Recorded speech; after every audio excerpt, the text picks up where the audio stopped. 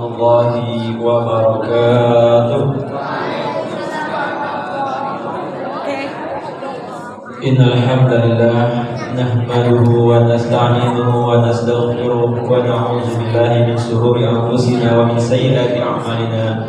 May yahdihillahu fala mudilla lahu wa may yudlil fala hadiya lahu. Asyhadu an la ilaha illallah wa asyhadu anna Muhammadan abduhu wa rasuluh. Allahumma shalli wa sallim wa barik ala sayyidina Muhammad wa ala alihi wa ashabihi wa man tabi'ahu bi ihsan ila yaumiddin, amma ba'du.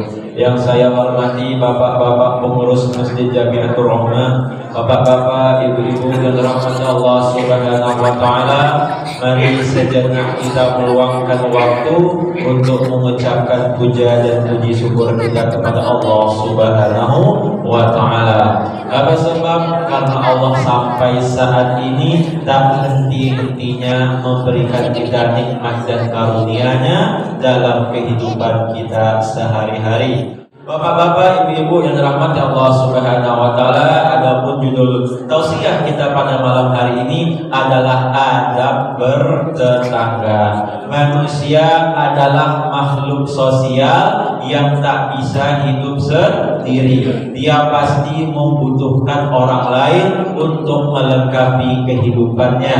Bahkan Nabi Adam ketika diciptakan Allah hidup sendiri di surga, bingung dia Pak Bu.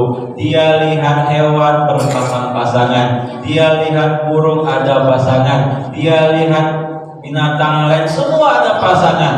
Maka Nabi Adam curhat sama Allah, ya Allah, kalau seandainya binatang saja punya pasangan, masa aku tak punya pasangan? Maka Allah ciptakanlah Siti Hawa untuk menjadi pasangan Nabi Adam. Bapak-bapak, ibu-ibu yang dirahmati Allah Subhanahu wa taala, Islam sudah mengajarkan kita bagaimana hablum minallah dan hablum minannas, yaitu hubungan kepada Allah dan hubungan kepada manusia. Bahwasanya manusia itu hidup di dunia tidak hanya tugasnya semata-mata fokus beribadah kepada Allah tanpa tidak memperdulikan keadaan sekitar. Dan manusia yang paling dekat dengan kita dalam menjalani hidup ini adalah tetangga.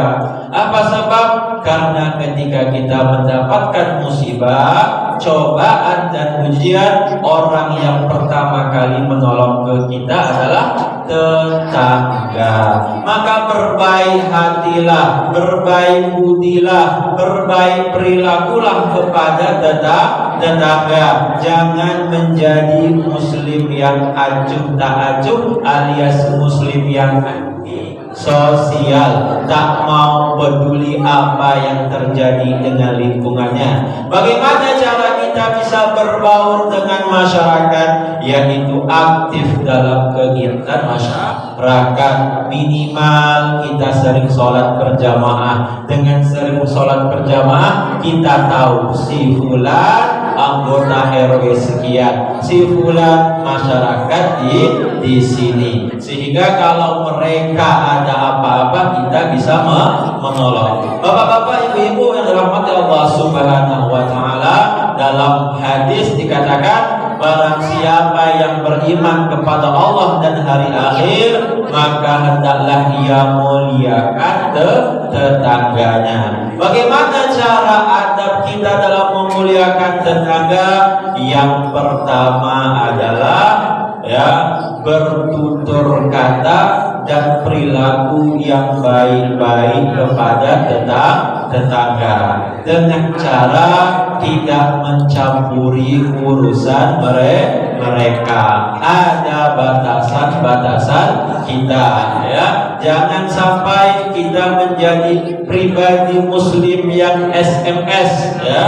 Susah melihat orang senang, senang melihat orang susah. Nah, ini penyakit, ya, yang harus kita buang. Kalau bisa ketika tetangga mendapat rezeki, mendapat nikmat, maka kita harus bahagia. Alhamdulillah si fulan dapat beli mobil, alhamdulillah si fulan dapat duit yang banyak. Ketika kita bahagia dengan nikmat orang lain, maka malaikat akan mendoakan kita walakal mislu. Mau tak kamu kayak gitu? Aku doakan. Syaratnya apa?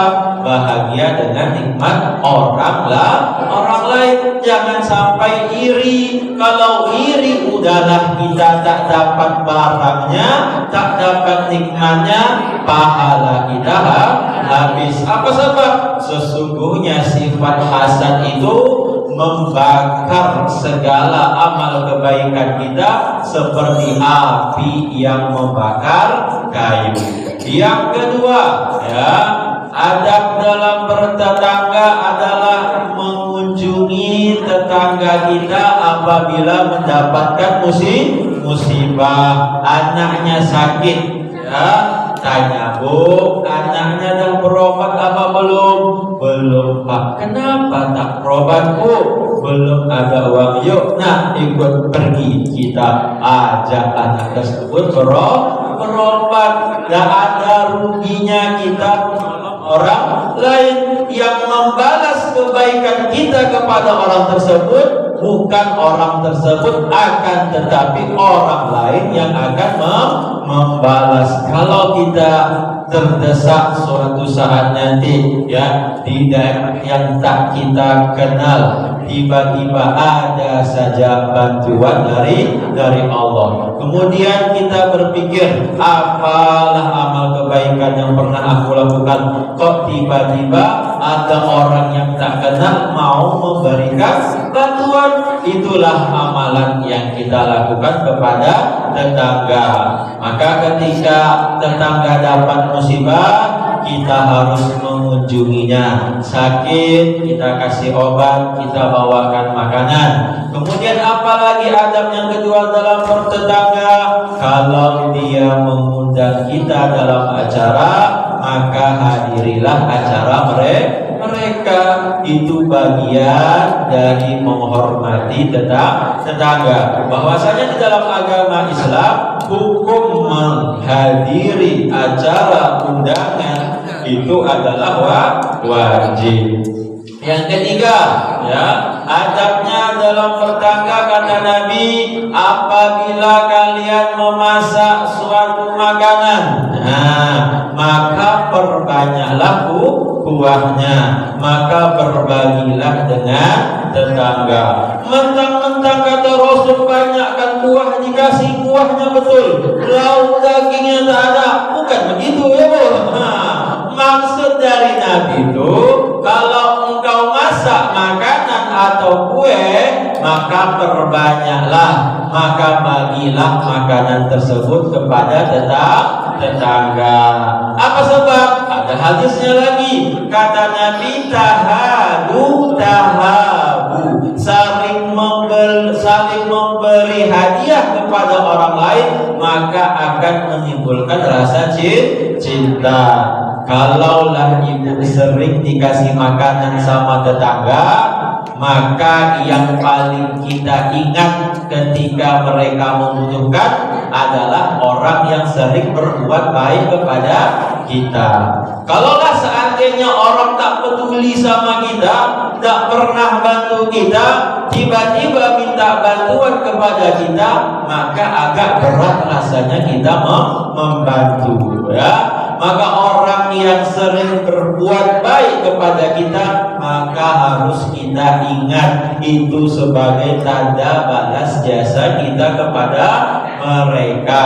Maka sering-seringlah berbagi hadiah, apalagi nanti menjelang hari raya Idul Fitri, ya. Jangan sampai ada tetangga kita yang kelaparan sedangkan kita dalam keadaan kenyang. Maka dalam adab yang ketiga adalah, ya, harus peduli dengan keadaan tetangga.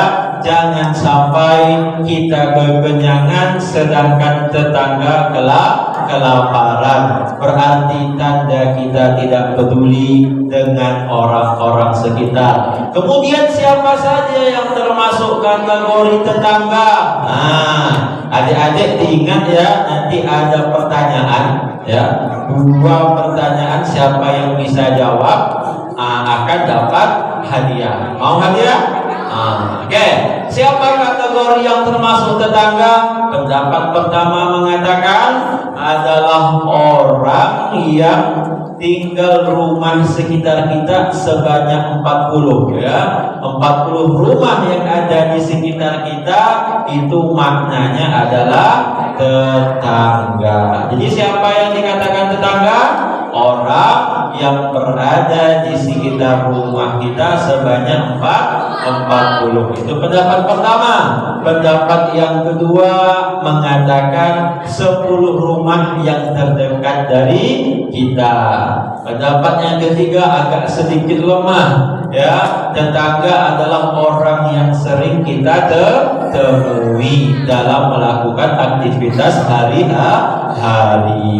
Bapak-bapak, ibu-ibu yang dirahmati Allah Subhanahu wa taala, maka adab yang keempat adalah jangan menzolimi tetangga dengan mengambil hak-hak mereka. Apa contohnya?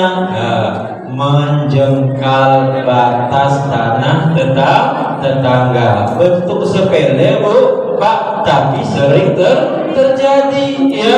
Ini batas tanah tetangga, ini pancangnya tanah mereka, kita serobot, kita jadikan tempat lahan kita. Ini adalah perbuatan zolim. Kemudian apalagi? Janganlah membuang kotoran ke samping atau ke rumah tetangga. Maka azabnya kalau seandainya kita punya rumah lebih tinggi, kalau bisa kucuran air hujannya jangan sampai jatuh ke atap tetangga. Kalau bisa kita kasihkan paralon biar dia langsung jatuh di depan rumah kita, karena banyak kejadian bapak-bapak, ibu-ibu ya, orang yang bertikai. Kenapa mereka kok mau melakukan seperti itu? Karena mereka tak tahu adab dalam bertetangga, mana yang hak, mana yang batil, main terjang saja ya. Biar mudah rumah dia tak basah, maka airnya dilimpahkan ke genteng tetangga. Akhirnya apa?